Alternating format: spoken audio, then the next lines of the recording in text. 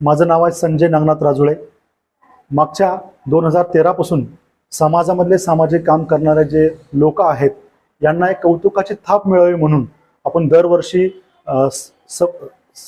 समाजामधले सामाजिक काम करणारे जे लोक आहेत यांचा गुणगौरव म्हणून आपण दरवर्षी कार्यक्रम घेतो। यावर्षी पण आपण कार्यक्रम घेणार आहोत।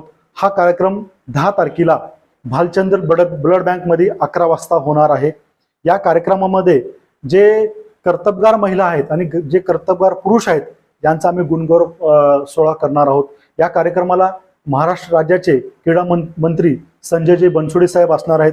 लातूर जिल्ह्याचे SP सोमयाजी मुंडे साहेब असणार आहेत।